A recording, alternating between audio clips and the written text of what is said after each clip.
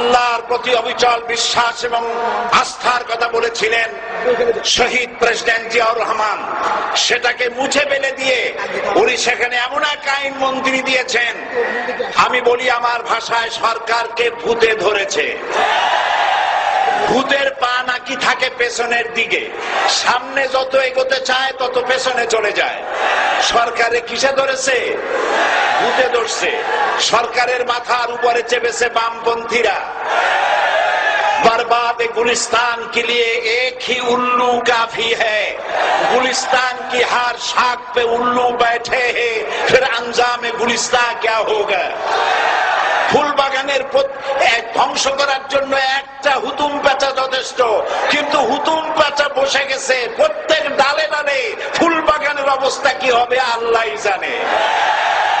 শিক্ষা ব্যবস্থায় তিন নাস্তিক বসা।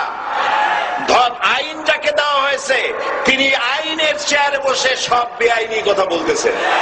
তিনি বলতেছেন ধর্ম ভিত্তিক রাজনীতি চলবে না।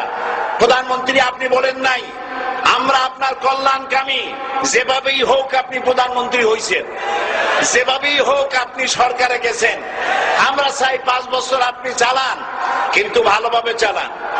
যাদেরকে বসাইছেন এই লোকগুলির একটু চেনেন।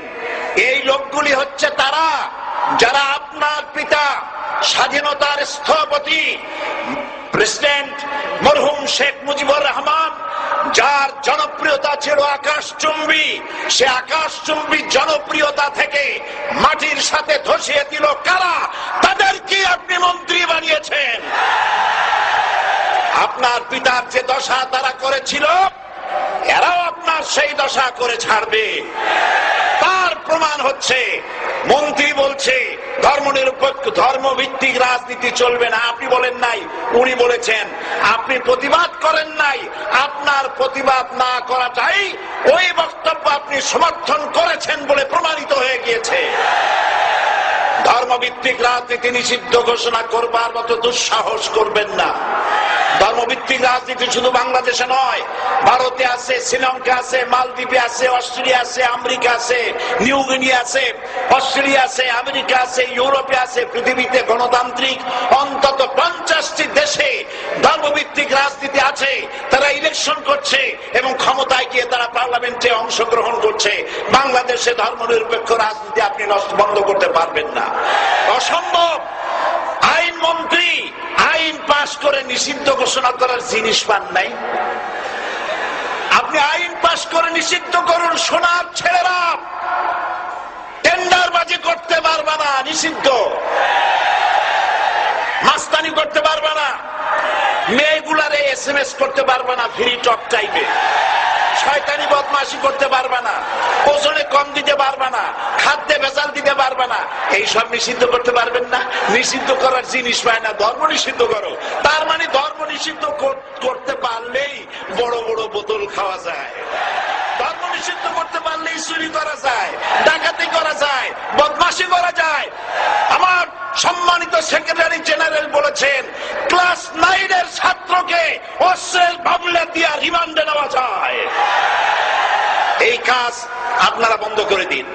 আমি ছোট্ট একটি কথা বলে বক্তব্য শেষ করব। আপনারা সমস্ত 144 জারি করতেছেন, সব 144 জারি করেন কোরআনের তাফসীরের উপরে। যারা কোরআনের তাফসীরের উপরে 144 চালু করেন, আল্লাহর কাছে জবাব দিতে হবে কিয়ামতের ময়দানে। শেষ কথা বলি, বসেন বসেন, শেষ কথা বলে যাই।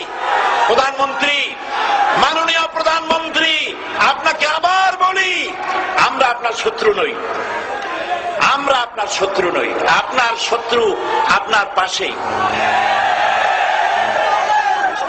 সিংহ, সিংহ, একটা সিংহ আর একটা নেকড়ে আর একটা পাতিশিয়াল, এই তিনটাই মিলে সারাদিন পরিশ্রম করে তিনটা শিকার করেছে।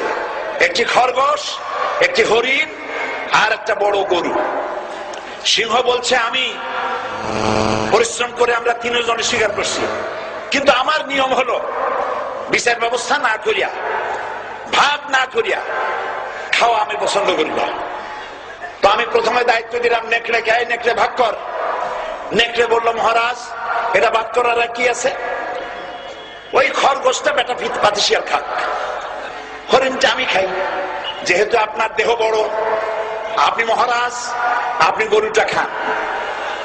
সিংহের মেজাজ খারাপ, বেয়াদব, এই ধরনের অসম বন্টন নীতি কে তোকে শিখালো? এক থাপ্পড় মারছে, নেকড়ের কল্লা উড়ে গিয়ে 50 হাত দূরে পড়ে গেছে।